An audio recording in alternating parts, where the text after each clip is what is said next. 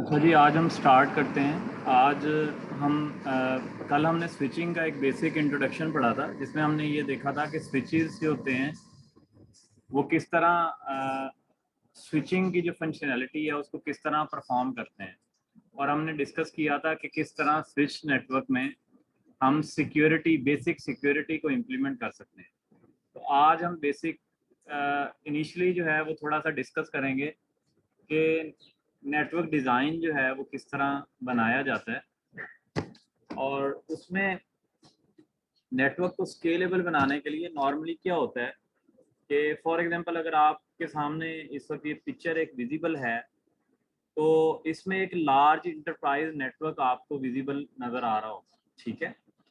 अच्छा जी, अब इसमें क्या होता है कि फॉर एग्जांपल ये आपका एक बड़ा कैंपस है जिसमें डिफरेंट बिल्डिंग्स आपको नज़र आ रही हैं। ठीक है। जैसे ये एक, लेट्स से कि इस वक्त यूनिवर्सिटी में भी इसी तरह है।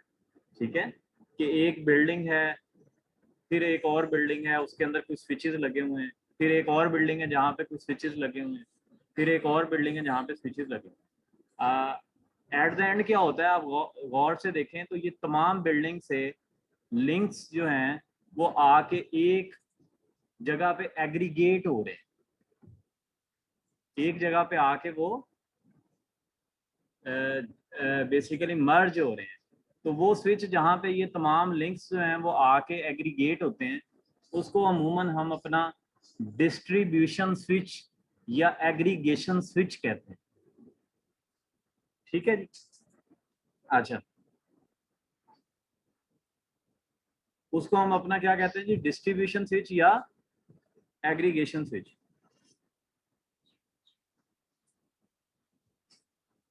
अच्छा जी, अब पिक्चर ज़रा बेहतर विजिबल है। ठीक है जी। अच्छा, इसके अलावा फॉर एग्जांपल यहाँ पे आप अगर लेफ्ट साइड पे देखें तो यहाँ क्या लिखा हुआ है, डाटा सेंटर सर्विसेज ब्लॉक। तो डेफिनेटली आपके कंपनी या आपके ऑर्गेनाइजेशन में एक रूम, एक ऐसा भी पोर्शन होगा जहाँ से तमाम आपकी इंटरनल सर्विसेज ऑपरेट हो रही होंगी। फॉर एग्जांपल जैसे हम अगर यूनिवर्सिटी की एग्जांपल लेते हैं तो आपका learning management system, okay, and for employers there are various accounting system, human resource management system and other academic management systems as well। ठीक है।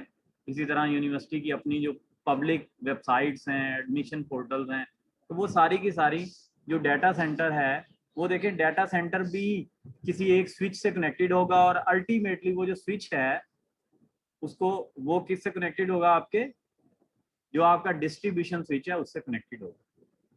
ठीक है, क्योंकि सारे आपस में कनेक्टेड होंगे तो कम्युनिकेशन कर सकते हैं ना। और ये वाला स्विच जो अमूमन सर्वर्स को कनेक्ट करता है उसको हम क्या कहते हैं जी, server farm switch, server farm switch. ठीक है। और फिर लास्ट में अगर आप देखें तो यहाँ लिखा हुआ है इंटरनल एज। क्या लिखा हुआ है जी, इंटरनेट एज। तो नाम से ही ऑब्वियस है कि इंटरनेट के साथ यहाँ से आप कनेक्टेड हैं, मतलब ये आपका एज नेटवर्क है जहां से आपकी ट्रैफिक बाहर जानी है या बाहर से अंदर आनी है। ठीक है। और अमूमन अमूमन इस जगह पे आप एक फायरवॉल डिप्लॉय करते हैं। वो फायरवॉल बेसिकली आपके लिए एक जो है वो सिक्योरिटी फिल्टरिंग का काम कर रही होती है। जो भी ट्रैफिक बाहर से अंदर आ रही होती है या अंदर से बाहर जा रही होती है, तो यहाँ पे स्क्रूटनाइज होती है, वो फिल्टर होती है। और as per your organisation policy, जो आपने फायरवॉल के ऊपर रूल्स इंप्लीमेंट किए होते हैं, उनके मुताबिक वो जो फायरवॉल होती है उस ट्रैफिक को अलाउ या ब्लॉक करती है। ठीक है। और फिर आप ये इंटरनेट से कनेक्ट हो। ठीक है। अच्छा, नीचे ये जो दिखा रहा है, ये दिखा रहा है कि लेट्स से कि एक कंपनी है, फॉर एग्जांपल ये तो उसका एक अपना कैंपस हो गया। अब इट में पॉसिबल कि उस कंपनी के कुछ और शहरों में या किसी और लोकेशन पे कुछ और सब ब्रांचेज हो सकती हैं। ठीक है, जैसे यूनिवर्सिटी के सब कैंपसेस होते हैं। तो क्या होगा कि वहां पे भी इसी तरह लोकल एरिया नेटवर्क बना होगा स्विचेस के जरिए, लेकिन वो शायद कुछ स्मॉल स्केल पे होगा। होने का तो इसके बराबर स्केल पे भी हो सकता है। ठीक है। अच्छा, तो आप अमूमन क्या करते हैं कि आप उस नेटवर्क से ओवर द इंटरनेट कनेक्टेड होते हैं। यूजुअली क्या होता है कि आप लोगों ने वो जो रिमोट साइट पे राउटर होता है उसके साथ नॉर्मली हम क्या कर लेते हैं कि साइट टू साइट वीपीएन्स बना लेते हैं। ठीक है, उन वीपीएन्स बनाने का क्या फायदा होता है कि कुछ आपकी ऐसी इंटरनल सर्विसेज होती हैं जो आप पब्लिक इंटरनेट पे नहीं देना चाहते। तो जब हम वीपीएन बना लेते हैं तो क्या होता है कि वो इवन रिमोट साइट पे है, लेकिन चूंकि वो वीपीएन से हमारे साथ कनेक्टेड है, वो ऐसे ही है जैसे वो हमारे नेटवर्क का हिस्सा है। और वो जो सर्विसेज हमारे अपने नेटवर्क में चल रही हैं वो उनके लिए भी क्या हो जाती हैं, अवेलेबल हो जाती हैं। इवन अगर उन्होंने कोई नेटवर्क्स के अंदर डिवाइसेस भी एक्सेस करनी है, फाइल्स भी शेयर करनी है, तो अमूमन तो ऐसा होता है ना कि नेटवर्क के अंदर प्राइवेट आईपी होते हैं, तो वो अगर इंटरनेट पे बैठेगा तो प्राइवेट आईपी एक्सेसिबल नहीं होंगे। लेकिन जब आप वीपीएन से कनेक्ट हो जाएंगे तो वो ही प्राइवेट आईपी उधर भी फिर आपके लिए क्या हो जाएंगे, एक्सेसिबल हो जाएंगे। और ये एक बड़ी बेस्ट एग्जांपल आपके सामने बैंक्स का नेटवर्क है कि बैंक्स की डिफरेंट ब्रांचेज होती हैं हर सिटी में, और उन्होंने क्या किया होता है कि अपनी रीजनल या हेड ऑफिस की ब्रांच से हर ब्रांच को वीपीएन बना के कनेक्ट किया होता है। यही वजह है कि उनके जो बैंकिंग सॉफ्टवेयर होगा वो सिक्योरिटी रीजंस की वजह से वो कभी भी इंटरनेट के ऊपर, नॉर्मल इंटरनेट के ऊपर एक्सेसिबल नहीं होगा अनटिल अनलेस कि वो अपनी ब्रांच के अंदर के नेटवर्क से उसको एक्सेस ना करे। तो मेरा ख्याल है कि ये पिक्चर आपको एक बड़ा एक आपको विजन मिल गया कि नॉर्मली एक बड़े स्केल का नेटवर्क जो है वो किस तरह डिजाइन किया जाता है। मजीद हम इसकी कुछ और सिनेरियोज देखते हैं तो फिर और बेहतरी आपको बहुत बेहतर अंडरस्टैंडिंग आ जाएगी। सिस्को नॉर्मली क्या होता है, जिस तरह अगर आपने किसी भी चीज को अच्छी तरह मैनेज करना है तो आप उसको हायरार्किकल डिजाइन करते हैं ताकि वो नेटवर्क फिर स्केलेबल होगा, बड़े स्केल पे इजीली आप उसको स्केल कर सकते हैं। तो सिस्को जो है वो नॉर्मली 3 लेयर मॉडल जो है वो रिकमेंड करता है। वो 3 लेयर मॉडल जो है उसको हम कहते हैं, उसमें सबसे टॉप पे जो लेयर है, या चलें बॉटम से स्टार्ट करें, तो जो आपकी एंड लेयर है ना, जहां पे बेसिकली आपकी डिवाइसेस कनेक्ट होती हैं नेटवर्क से, वो लेयर कहलाती है एक्सेस लेयर। तो लेट्स से कि इस वक्त आप इस कंप्यूटर लैब में मौजूद हैं, तो आपके कंप्यूटर ये एंड डिवाइसेस हैं। आपके कंप्यूटर किससे कनेक्टेड हैं, स्विच से कनेक्टेड है, या आपके मोबाइल किससे कनेक्टेड है, वो वायरलेस एक्सेस पॉइंट से कनेक्टेड है। तो ये वाली लेयर क्या लेयर होगी जी, ये लेयर होगी एक्सेस लेयर। ठीक है, अब जाहिरी बात है कि फॉर एग्जांपल यहाँ पे अगर मैं कहूँ कि ये वाला स्विच है, ये वाला, ये जो मैं माउस पे कह रहा हूँ, ठीक है। अच्छा, तो अब यहाँ पे आप देखें कि क्या हो रहा है कि लेट्स से कि ये यहाँ पे ये वाईफाई एक्सेस पॉइंट दिखा रहा है जिससे कुछ मोबाइल डिवाइसेस या लैपटॉप्स कनेक्टेड हैं। ये अब वो इसलिए नहीं आ रहा कि आप लोगों ने मेरे से स्क्रीन लार्ज करवाई हुई है। ठीक है, फिर या मैं स्मॉल कर देता हूँ, स्मॉल कर दूँ, ठीक है। तो अब यहाँ पे अगर आप देखें तो ये वायरलेस एक्सेस पॉइंट है जिससे वायरलेस डिवाइसेस कनेक्टेड है, और ये क्या है, एक आईपी फोन है और एक कंप्यूटर है जो किससे कनेक्टेड है, स्विच से कनेक्टेड है। इसी तरह कुछ आईपी फोन इस स्विच से कनेक्टेड है, कुछ इस स्विच से कनेक्टेड है। ठीक है जी। अच्छा, ये स्विचेज आपकी किस लेयर पे हैं, एक्सेस लेयर पे हैं। ठीक है। अच्छा, अब क्या होगा कि ये स्विचेस अल्टीमेटली अगर ये किसी और से कनेक्ट नहीं होंगे तो ये लैब फिर आपस में तो इसके कंप्यूटर कम्युनिकेशन कर सकते हैं, लेकिन किसी और से आउटगोइंग इंटरनेट की एक्सेस या किसी और से कम्युनिकेशन तो पॉसिबल नहीं है ना। तो फिर क्या होता है कि आप इन स्विचेस को डिस्ट्रीब्यूशन स्विचेस पे जाके कनेक्ट करवा देते हैं। अच्छा, ये ऐसा नहीं होता कि कोई डिस्ट्रीब्यूशन स्विच को अलहदा किस्म के होंगे, वो ये भी हो सकता है कि वो यही स्विचेस हों, या ये भी हो सकता है कि वहां पे अगर आपको बहुत ज्यादा स्पीड चाहिए जो अमूमन चाहिए होती है, तो फिर वहां पे आप जरा अच्छे स्पीड के, अच्छी कैपेसिटी के स्विचेस लगा देते हैं। ठीक है। तो अब ये देखें, यहां से ये स्विच जो है ये इस डिस्ट्रीब्यूशन स्विच से भी कनेक्टेड है और ये इस वाले से भी कनेक्टेड है। क्यों, अब इसकी क्या रीजन है कि अगर ये एक से ही कनेक्ट हो जाता, यहाँ पे डिस्ट्रीब्यूशन में 2 स्विचेस क्यों रखे हैं, ताकि अगर एक स्विच खराब हो जाए तो दूसरे स्विच से देखो ट्रैफिक गुजर जाएगी। इसीलिए 2 लिंक रखने का भी यही मकसद है कि अगर एक लिंक फेल हो जाए तो दूसरे लिंक से ट्रैफिक चली जाएगी। यही वजह है, ये देखो कि एक्सेस लेयर के तीनों स्विचेस जो हैं उनका एक लिंक इधर जा रहा है और एक लिंक इधर जा रहा है। ठीक है, तो इसका मतलब है कि हम ये जो नेटवर्क बना रहे हैं इसको रिलायबल बना रहे हैं, लेकिन ये लाजमी नहीं है कि आप हर जगह पे ऐसा ही करेंगे। ये अब ये एक कॉस्ट और परफॉर्मेंस का, सर्विस का आप एक एनालिसिस करेंगे। आप देखेंगे कि आपकी प्रायोरिटी क्या है। अगर तो आप चाहते हैं कि आपकी सर्विस कभी ना डाउन हो तो फिर आप ऐसा करेंगे, लेकिन इन केस अगर आप ऐसा, आपकी ये प्रायोरिटी नहीं है और आपके पास इतना बजट भी नहीं है, तो इट में पॉसिबल कि आप इस डिस्ट्रीब्यूशन में सिर्फ सिंगल स्विच ही लगाएं। ठीक है, तो ये अब डिपेंड करता है कि आपका सिनेरियो क्या है। अच्छा, उसके बाद आप देखें तो कोर लेयर है।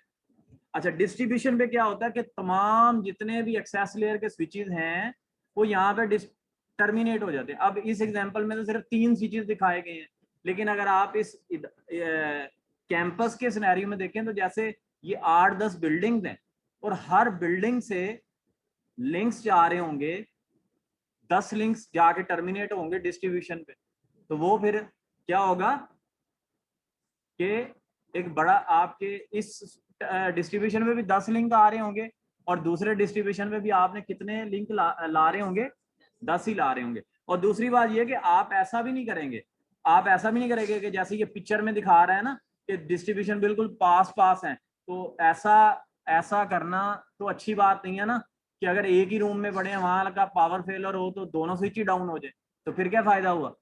इट मीन कि इनको थोड़ा दूर रखा जाए ताकि अगर कोई कैटेस्ट्रॉफिक या कोई डिजास्टर आ जाए, कैटेस्ट्रॉफिक इंसिडेंट हो जाए या कोई डिजास्टर इंसिडेंट हो जाए, तो आपकी ट्रैफिक अगर कुछ उससे थोड़ी दूर आपने उसका दूसरा डिस्ट्रीब्यूशन स्विच रखा है तो ट्रैफिक वहां से पास ऑन होती रहेगी।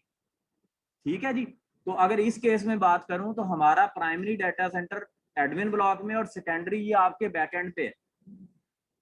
देखें कितना डिस्टेंस है, almost more than 1 kilometre distance है। द रीजन यही है कि अगर एक जगह पे कोई फेलियर हो जाए तो दूसरी जगह से ट्रैफिक राउट कर जाए। लेकिन कॉस्ट क्या सफर करनी पड़ी है कि अब बाकी जितनी 7-8-9 बिल्डिंग है सबके लिंक वहां भी जा रहे हैं और यहां भी आप ला रहे हैं, तो डेफिनेटली के स्विच की। अच्छा, फिर दूसरी बात है कि यहाँ पे ये बिल्कुल पास पास दिखा रहा है।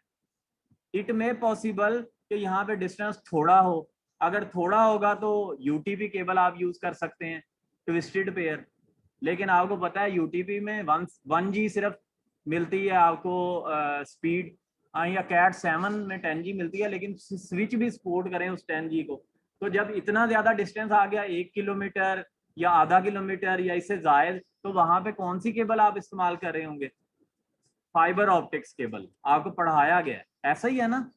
ठीक है, और दूसरी बात ये है कि अब देखो, अब यहाँ पे तो एक स्विच दिखाया गया है, लेकिन नॉर्मली आपकी बिल्डिंग में इतनी सारी लैब्स हैं तो ये हो सकता है इस बिल्डिंग में 8-10 स्विचेस हों। ठीक है, तो लेकिन आप ये नहीं है कि हर स्विच से अलग अलग फाइबर लेके उधर ले जाएंगे, नहीं, आप सब स्विचेस को एक स्विच से कनेक्ट करेंगे और फिर उस स्विच से केबल जो है वो अपने main data centre, main distribution switch की तरफ ले जाएंगे। ठीक है, और फिर यहाँ पे तो आपकी अगर देखें अब इतने सारे स्विचेस हैं तो आप फाइबर पे लेके जा रहे हैं तो आप 1G पे भी लेके जा सकते हैं, 1 गीगाबिट पे, लेकिन अच्छी बात है कि आप उसको 10 गीगाबिट पे ले जाएं।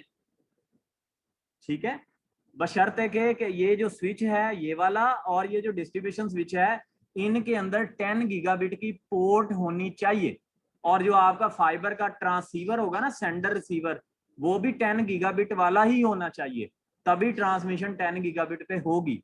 और नॉर्मली हम अपने नेटवर्क में, ये पूरे नेटवर्क में हमने 10 गीगाबिट पे ही रखी हुई है। ठीक है, लेकिन आप कुछ ऐसे ऑफिस हैं जहाँ पे बहुत कम स्पीड चाहिए, वहां पे हम 1 अब फिर यहाँ पे कॉस्ट की बात है। देखें, फाइबर केबल 1 गीगाबिट भी गुजार देगी, 10 भी गुजार देगी, 40 भी गुजार देगी, 100 भी गुजार देगी। असल बात है कि जो एंड पॉइंट्स पे जो स्विचेस लगे हुए हैं उनके अंदर जो पोर्ट है वो कितनी स्पीड को सपोर्ट करती है, और जो आपने उसके अंदर ट्रांसीवर लगाया हुआ है। अच्छा, ऐसा होता है कि पोर्ट 1G को भी सपोर्ट कर रही होती है, 10G को भी कर रही होती है। अब बात आती थी ट्रांसीवर पे कि ट्रांसीवर आपने 1G का लगाया, 10G का। अब सर आप कहेंगे सर अगर 10G का लगा सकते हैं तो फिर 10G ही लगाओ, क्यों 1G लगाते हो। फिर बात आ जाएगी कॉस्ट की कि 1G कि ट्रांसीवर की कॉस्ट कम होगी और 10G की क्या होगी, जायद होगी। तो फिर आप अपनी जरूरत को देखेंगे। इसी तरह ऐसे स्विचेस जिनमें 1 गीगाबिट की सपोर्ट होती है, 1 गीगावाट वाले पोर्ट्स के स्विचेस बहुत आपको इकोनॉमिकल मिल जाएंगे, लेकिन जब आप 10 गीगाबिट या 40 गीगाबिट के साथ पोर्ट्स डिमांड करेंगे तो उसी तरह आपकी कॉस्ट जो है वो क्या कर जाएगी, इंक्रीज कर जाएगी। अब यहाँ पे बात आ गई जी, फॉर एग्जाम्पल अब ये बात मैंने ओपन छोड़ दी कि यहाँ पे अब डिपेंड करता है कि आपका सिनेरियो क्या है, कॉपर केबल इस्तेमाल होगी या फाइबर केबल इस्तेमाल होगी। ये जो डिस्ट्रीब्यूशन स्विचेस हैं इनमें सारी पोर्ट्स कॉपर की होंगी RJ45 वाली, या सारी फाइबर की होंगी। मतलब हमारे केस में देखें तो हमारे जो डिस्ट्रीब्यूशन स्विच है उसमें 24 पोर्ट्स हैं फाइबर की और सारी 10 गीगाबिट की, और उसके अंदर 4 पोर्ट्स जो हैं वो 40 गीगाबिट्स की हैं, क्योंकि हमें वहां पे चाहिए ही इस तरह, क्योंकि हम हर बिल्डिंग से क्या लेके जा रहे हैं, फाइबर लेके जा रहे हैं। लेकिन अब फॉर एग्जांपल आप एक ऐसे इदारे में काम करते हैं जो एक बिल्डिंग के अंदर है जिसमें सिर्फ डिस्टेंस ही 300-400-500 मीटर है, तो माइट भी आप वहां पर आप कॉपर के जरिए ये नेटवर्क बना रहे हो, तो फिर आपको वहां पे ऐसा स्विच नहीं चाहिए। लेकिन हम तो एक जेनेरिक डिजाइन की बात कर रहे हैं, लेकिन मैं साथ साथ आपको एक प्रैक्टिकल एक्सपोजर दे रहा हूँ ताकि आपको एक बेहतर आइडिया हो जाए।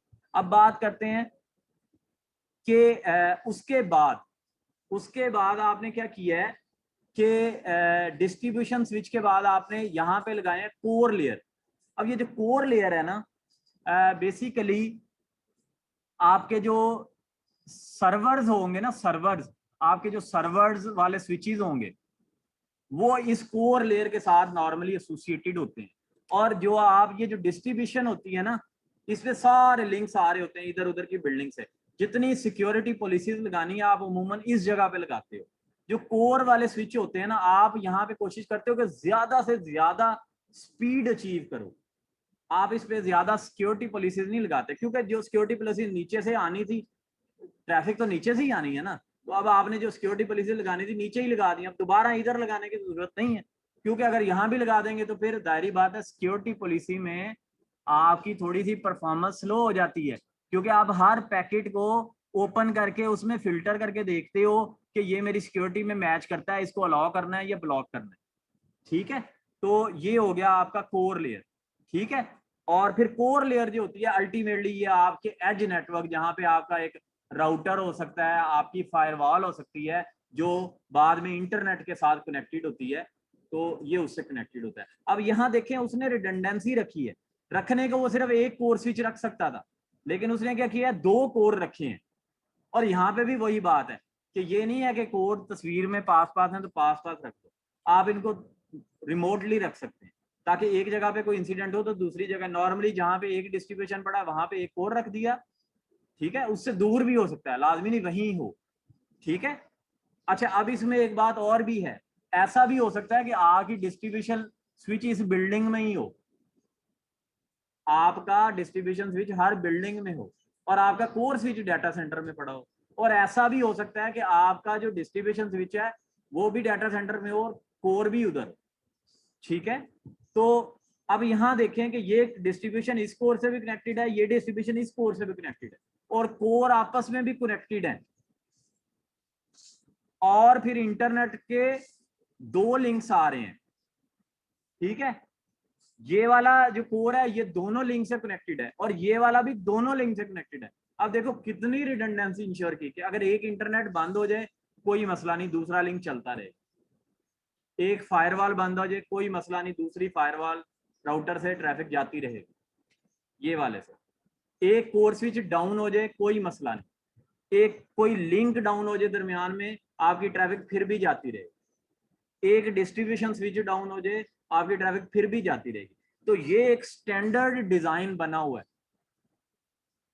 जो एक बड़े कैंपस नेटवर्क में इसको मद्देनजर रखा जाता है। लेकिन अब ये डिपेंड करता है कि आपका सिनेरियो क्या है, आपकी रिक्वायरमेंट यही डिजाइन है या इसमें कुछ आप मॉडिफिकेशन भी। अब मैं अगर आपको बताऊं तो यहाँ पे इस इदारे में हमने 3 लेयर डिजाइन को नहीं फॉलो किया, हमने 2 लेयर डिजाइन बनाया। मतलब जो हमारी डिस्ट्रीब्यूशन लेयर है वो हमारी कोर लेयर भी है, इसको कहते हैं कोलैप्स कोर डिजाइन, ये भी सिस्को का ही डिजाइन है।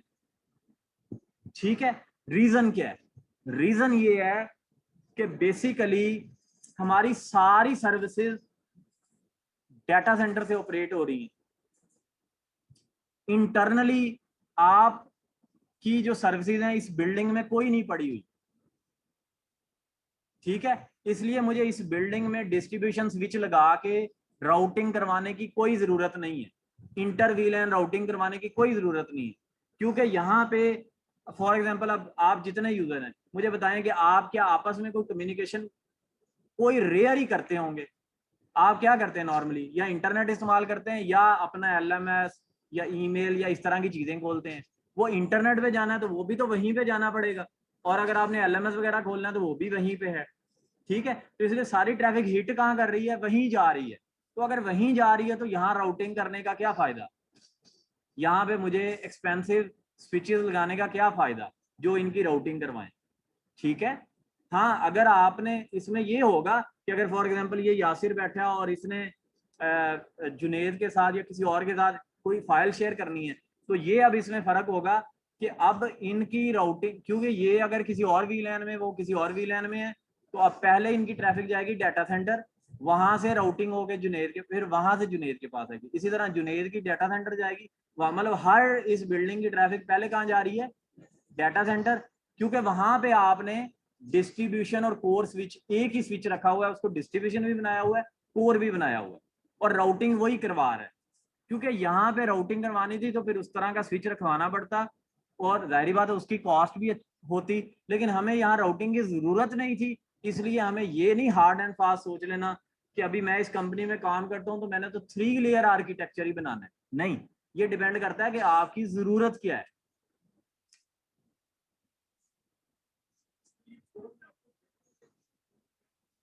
कोर को आपस में लिंक किया हुआ है, क्यों किया हुआ है, क्योंकि लेट से कि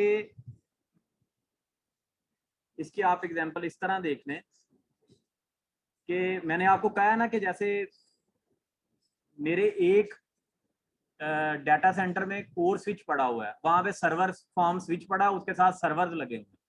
दूसरे सेकेंडरी डाटा सेंटर में भी एक बैकअप कोर स्विच पड़ा हुआ है और उसके साथ एक सर्वर फॉर्म स्विच है, उसके साथ सर्वर्स हैं। अब हम क्या करते हैं नॉर्मली, ये तो हम नेटवर्किंग पढ़ रहे हैं, लेकिन जब हम सिस्टम एडमिनिस्ट्रेशन पढ़ेंगे तो आप अपने सर्वर्स का बैकअप भी तो, डेटाबेसेस का बैकअप, उनकी फाइल्स का बैकअप भी तो कहीं रख रहे होते हैं ना रिमोट लोकेशन पे। तो वो इन दो कोर स्विचेस के साथ जो सर्वर्स लगे हुए हैं उनकी ट्रांसमिशन के लिए आपको हाई कैपेसिटी लिंक चाहिए ताकि आपका डाटा जल्दी जल्दी ट्रांसफर हो जाए, ठीक है। तो इसीलिए ये जो गोल सर्कल है ना, इसका मतलब होता है लिंक एग्रीगेशन, ये अभी थोड़ी देर बाद पढ़ेंगे।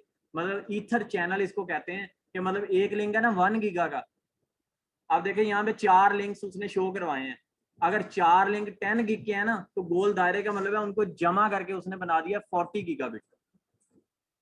मतलब ये वर्चुअली फिजिकली 4 लिंक है, लेकिन ये वर्चुअली क्या बन के काम कर रहे हैं, सिंगल लिंक। अब आप में ये कोई सवाल कर सकता है सर ये अलग अलग काम करते रहते तो तब भी तो यही बात थी 10G के 4 स्विच 4 लिंक हो जाते, नहीं, ये थोड़ी देर बाद आज पढ़ना है स्पैनिंग ट्री प्रोटोकॉल, फिर आपको समझ आएगा, ठीक है बेटा।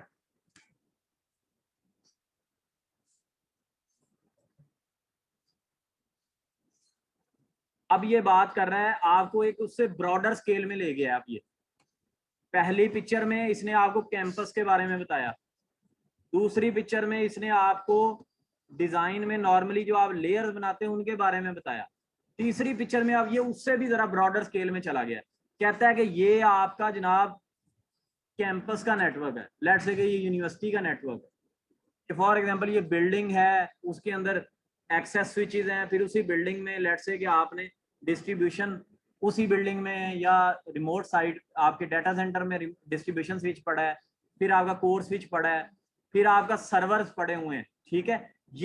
ये वाला लेफ्ट साइड में वर्टिकल पूरा कॉलम उसने दिखाया कि ये जी लेट्स से आपके अपने इदारे का नेटवर्क, इसको हम कहते हैं कैंपस नेटवर्क।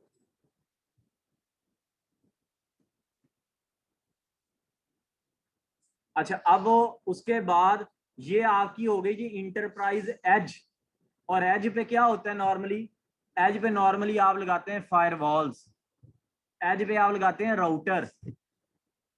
ठीक है, जो एज राउटर होता है वो बेसिकली आपकी ट्रैफिक को बाहर भेज रहा होता है और बाहर से अंदर लेके आ रहा होता है, और उसके ऊपर थोड़ी बहुत आपने फिल्टरिंग भी की होती है, फिल्ट्रेशन सिक्योरिटी भी लगाई होती है।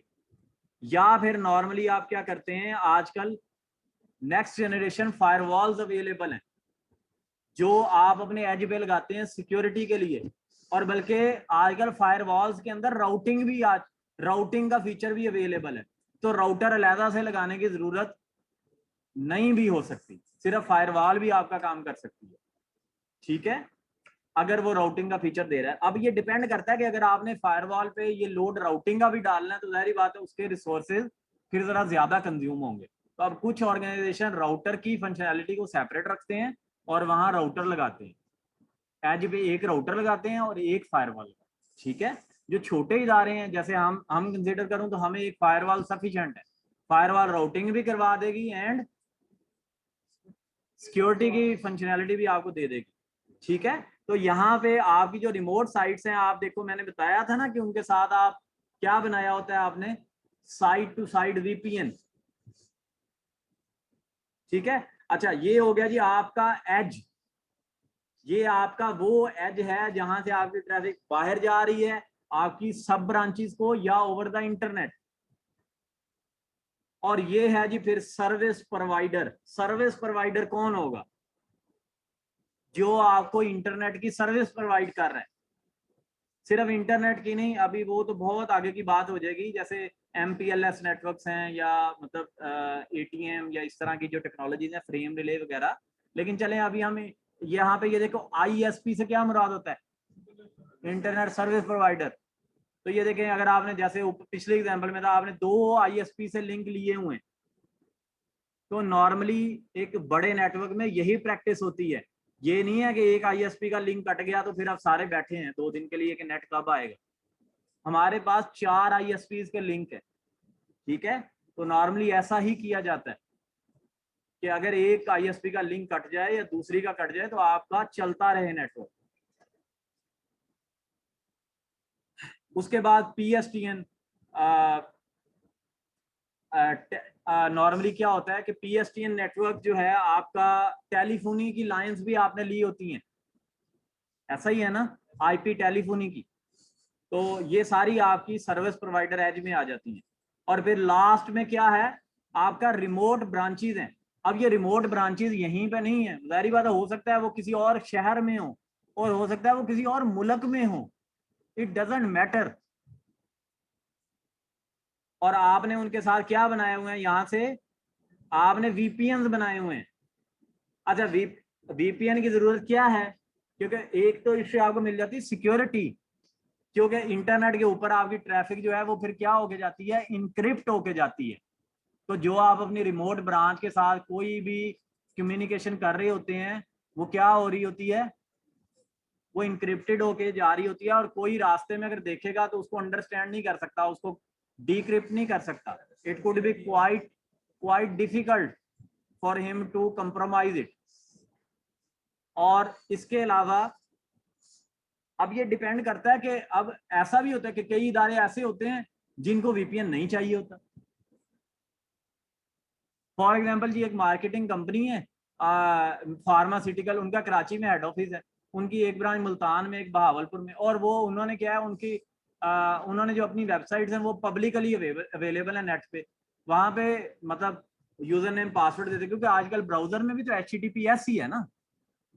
ठीक है, वहां यूजर नेम पासवर्ड देके आप अपना काम करते हैं, दैट्स क्लोज। तो उन्होंने VPN नहीं बनाया हुआ। VPN डिपेंड करता है कि आपकी जरूरत है या नहीं। ठीक है, अगर तो आप चाहते हैं कि फॉर एग्जांपल आपके हेड ऑफिस में कोई अकाउंटिंग का सॉफ्टवेयर है और पूरे आपकी ब्रांचेस से डेली बेसिस पे वहां पे अकाउंटिंग ट्रांजैक्शन इंटर की जाती हैं, जो उस आपके हेड ऑफिस के डेटाबेस, अकाउंटिंग डेटाबेस सर्वर में अपडेट होती हैं, तो फिर आप चाहते हैं कि वो सर्वर मैंने एक्सपोज नहीं करना पब्लिक इंटरनेट पे, तो फिर आप क्या बनाएंगे, VPN बनाएंगे। तो जहां पे इंतहाई सिक्योरिटी आपकी रिक्वायरमेंट है वहां पे आप VPN बनाते हैं।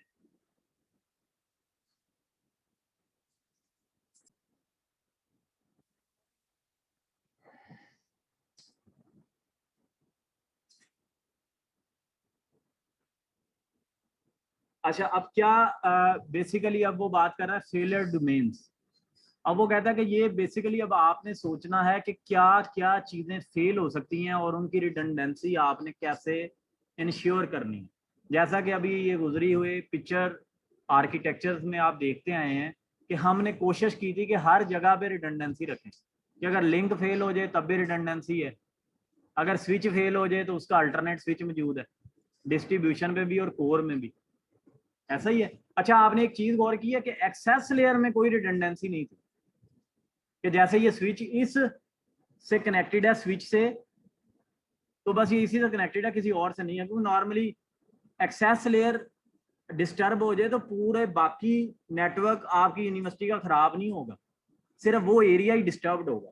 हाँ, यहाँ पे भी आप रिडंडेंसी कर सकते हैं कि आप एक वायर के जरिए कनेक्शन दे दें और एक उसको वाईफाई के जरिए कनेक्ट कर दें, लेकिन फिर ये करें कि वो जो वायरलेस एपी है वो ये ना हो कि उसको भी उसी स्विच में टर्मिनेट कर दें, उसको किसी और स्विच में टर्मिनेट कर दें, ताकि अगर स्विच खराब हो जाए तो आप वाईफाई के जरिए ट्रैफिक गुजरती रहे।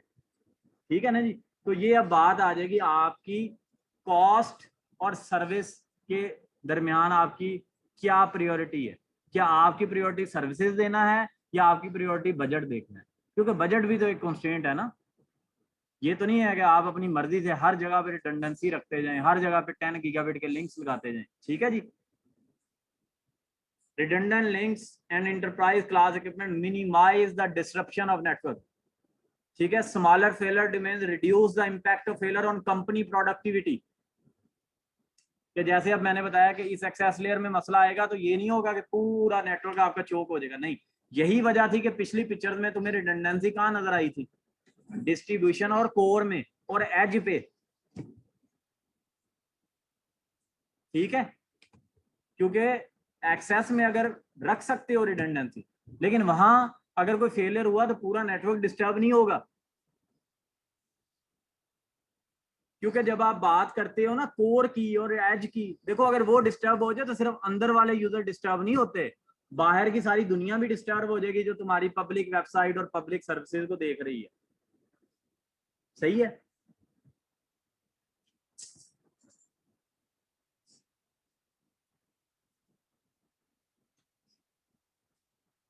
दूसरा, जब भी आप कोई डिजाइन करेंगे तो हमेशा इस बात को जहन में रखना है कि उसमें स्केलेबिलिटी रखनी है। ये नहीं सोचना कि ये मैं लैब 50 की बना रहा हूं तो बस ये 50 की रहेगी। आपने ये सोचना है कि कल को अगर 100 की हो गई तो फिर क्या होगा। अब ये स्केलेबिलिटी हर लेवल पे सोचनी है। अब ये नहीं है कि इस लैब में आप कहें जी कि इस लैब में 40 कंप्यूटर हैं तो मैं जो है ना वो 40 पोर्ट वाला, 40 पोर्ट वाला तो वैसे स्विच आता नहीं, नॉर्मली 48 का आता है। तो आप कहें जी 45 कंप्यूटर है तो मैं 48 पोर्ट वाला स्विच ले लेता हूँ, दैट्स सफिशिएंट। अगर तो पैसे बजट का इश्यू है तो तब तो ठीक है, लेकिन वरना नॉर्मली क्या करना चाहिए, आपको दो स्विच लेने चाहिए, एक 48 का लेना चाहिए और एक 24 का लेना चाहिए, ताकि अगर कल को इधर कोई प्रिंटर लगता है, कोई कैमरा लगता है, कोई वाईफाई लगता है, तो ये ना हो कि स्विच की सारी पोर्ट्स ही एक्वापाइड है, तो 2 4 8 10 पोर्ट्स फ्री होनी चाहिए, ताकि कल को अगर थोड़ी बहुत एक्सपेंशन करनी पड़ जाए तो उसमें स्पेस हो। तो ऐसा ही फ्यूचर प्लानिंग करते हैं। हाँ, अगर कोई बजट की कंस्ट्रेंट है तो वो एक अलग बात है, लेकिन नॉर्मली अच्छे जहां पे बजट के मसाइल नहीं है तो वहां पे प्लानिंग ऐसी होती है, वहां पे रिलायबिलिटी भी ऐसे दी जाती है। तो अब आप समझेंगे जब बड़े आईएसपीज हैं, बड़े बैंक्स हैं, तो वहां पे फिर रिडंडेंसी होगी ना हर लेवल पे। सही है। और दूसरी चीज ये है कि आपने क्या करना है, हायरार्किकल डिजाइन बनाना है, ताकि अगर एक जगह पे मसला आए तो उस हायरार्की उसी जगह पे आए। ये ना हो कि पूरा नेटवर्क वो चोक कर दे। आपने डेजी चेन नेटवर्क बनाया हो, एक स्विच से दूसरे में, दूसरे से तीसरे में, चौथे से पांचवें में, दरमियान में एक लिंक कटा तो लो जी सारे के। It is not recommended. और मैंने देखा है ऐसे बहुत पुरानी और बड़ी यूनिवर्सिटीज में डेजी चेन नेटवर्क भी देखा है। ठीक है, जो इस तरह कनेक्ट किया हुआ है। एक तो उसमें लूप्स बनती हैं, आगे चल के बात करेंगे, और दूसरा क्या होगा कि एक लिंक कटा नहीं तो सब गए, दैट इज नॉट रिकमेंडेड। और दूसरा, आप अपने नेटवर्क में राउटर्स का इस्तेमाल करें, और अगर वो नहीं करना तो फिर स्विचेस में वी लैंस बनाएं, वर्चुअल लैंस जो कल बताया गया था, ताकि ब्रॉडकास्ट डोमेन छोटी छोटी बन सके। और फिर उन वीलैन में दरमियान राउटिंग करवाने के लिए मल्टी लेयर स्विचेस आजकल इस्तेमाल होते हैं। आजकल नॉर्मली हम अपने कोर में राउटर की बजाय मल्टी लेयर स्विच यूज कर लेते हैं, वो राउटिंग भी करवाते हैं, स्विचिंग भी करवाते हैं। ठीक है, अब जैसे देखो ना, ये मेरी 8-10 बिल्डिंग्स हैं या 15 बिल्डिंग्स हैं, हकीकत में ऐसा ही है कि 15 बिल्डिंग से 15 फाइबर्स जा रही हैं, तो राउटर में तो इतनी पोर्ट्स होती हैं। ये तुम्हारे सामने राउटर कई दफा आपके सामने पड़ा होता है, उसमें तो 2-4 पोर्ट्स हैं नॉर्मली। ठीक है, क्योंकि राउटर्स का पर्पज ये नहीं होता, चलो जी 8 पोर्ट्स हो भी सकती हैं, उनका पर्पज ये नहीं होता। नॉर्मली स्विचेस में ज्यादा पोर्ट्स होती हैं, तो हमने वहां पे लगाया होता मल्टी लेयर स्विच, जो स्विचिंग भी करवा रहा होता है। आपने 15 की 15 केबल उसमें लगा देनी है, फाइबर केबल या कॉपर केबल, और फिर उसके अंदर आपने राउटिंग भी इनेबल कर देनी है। अब वो क्या करेगा, वीलैंस के दरमियान स्विचिंग भी, वो डाटा की स्विचिंग भी करवा रहा है और उन वीलैंस के दरमियान राउटिंग भी करवा रहा है, मतलब वो दो काम कर रहा है। जैसे फायरवॉल का कहा था ना कि फायरवॉल राउटिंग भी कर सकती है, वैसे तो फायरवॉल स्विचिंग मोड भी इनेबल कर सकते हैं आजकल की लेटेस्ट फायरवॉल में, मतलब 3 काम भी कर सकते हैं। ठीक है, चलें अब ये देखें जी, प्लानिंग ऑफ रिडंडेंसी। रिडंडेंसी कैसे प्लान करेंगे आप अगर यहां पे देखें तो मुझे बताएं कि अगर ये एक लिंक फेल हो जाए तो कोई फर्क पड़ेगा, ट्रैफिक इधर से चली जाए। इसी तरह ये फेल हो जाए तो इधर से जाए, इसी तरह अगर ये फेल हो जाए तो दूसरी तरफ से चली जाए। इधर देख लो, ऐसा ही है ना। तो ये एक छोटी सी एग्जांपल थी कि नॉर्मली जब आप अपना स्विचिंग नेटवर्क डिजाइन करते हैं तो आप उसमें क्या रखते हैं, रिडंडेंसी रखते हैं। ठीक है, लेकिन ये रिडंडेंसी आपको क्या, इसके बदले में क्या चार्ज होगा, कॉस्ट बढ़ती जाएगी। लेकिन अगर कॉस्ट का इशू नहीं है, बेस्ट सर्विसेज देनी है, तो रिडंडेंसी रखनी चाहिए। बैंडविड्थ को इंक्रीज कैसे किया जा सकता है, फॉर एग्जांपल अब आपकी स्विच की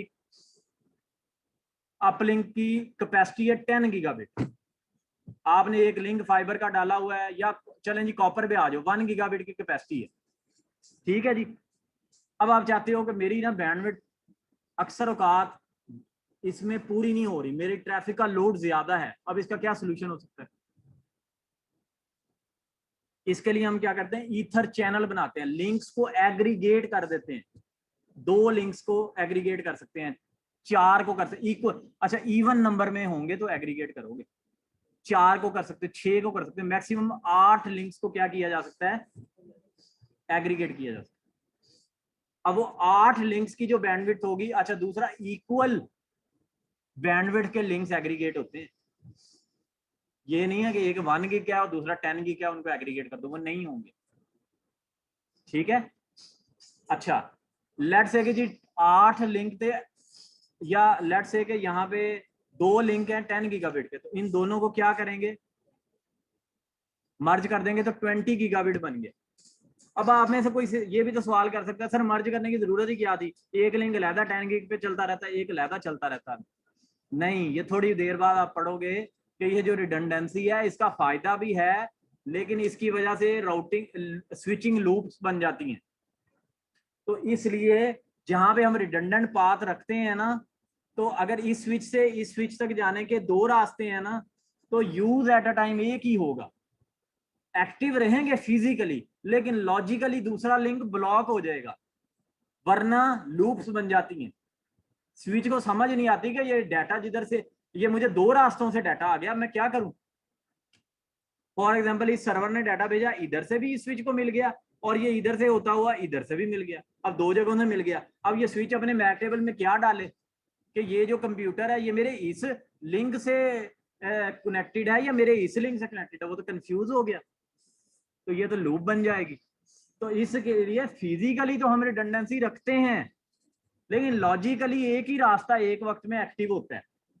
तो उस चीज को कैटर करने के लिए जब हम ईथर चैनल बना देते हैं, तो हकीकत में ये 2 फिजिकल लिंक्स होते हैं, इनको फिजिकली जोड़ने की जरूरत नहीं होती, बल्कि लॉजिकली ये मिल के काम करने लग जाते हैं। समझ आइए बात।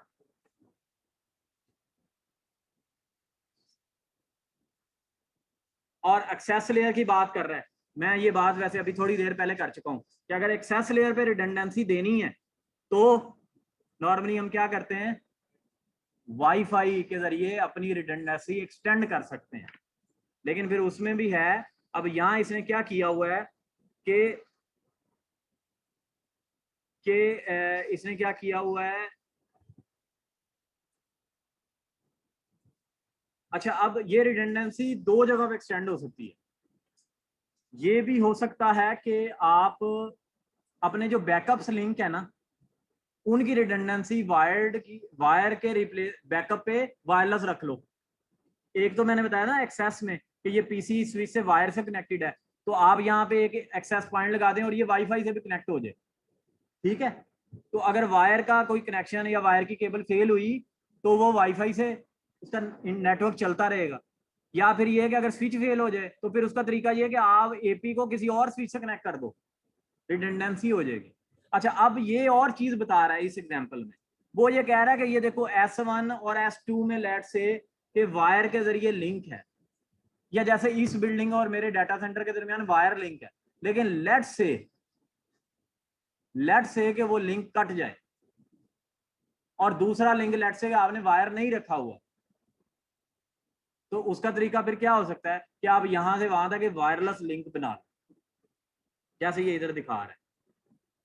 तो ऐसा भी कर सकते हो कि एक मेन लिंक आप वायर्ड बना लो और दूसरा क्या बना लो, वायरलेस बना लो, उसमें कॉस्ट थोड़ी आपकी रिड्यूस हो जाएगी। सही है, हाँ जी। वायरलेस की रेंज जो है वो उसकी जो डिवाइसेस है उस पर डिपेंड करती है। 0.5 किलोमीटर वाली डिवाइसेस, जो रेडियो एसी डिवाइसेस होती हैं, वो 0.5 kilometre, 1 kilometre, 5 kilometre, 10 kilometre, 40 kilometre, 100 kilometre में अवेलेबल है। आपके पास ये एग्जांपल है कि आपके ये आपका जो हॉस्टल्स हैं वो सिटी में है, यहाँ से 10 किलोमीटर दूर है, हम यहाँ से उनको वायरलेस के जरिए नेटवर्क दे रहे हैं, क्योंकि यहाँ से अगर फाइबर डालें तो उसकी बहुत ज्यादा कॉस्ट है, और फिर उसकी मेंटेनेंस, अगर डिगिंग करनी है तो कितनी कॉस्ट आएगी। चलो डिगिंग नहीं करनी, एरियल लेके जानी है तो बार बार अगर टूट गई तो कौन उसको रिपेयर करेगा। तो उसके निस्बत अगर आपने वायरलेस में किया तो वही काम आपने सिर्फ 50K में कर लिया, 50,000 में कर लिया, ठीक है।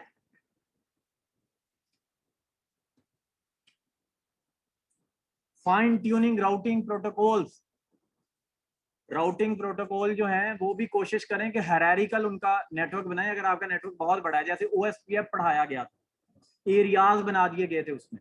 हाँ अगर छोटा नेटवर्क है तो फिर no issue, you can use static routing, you can use RIP routing, okay.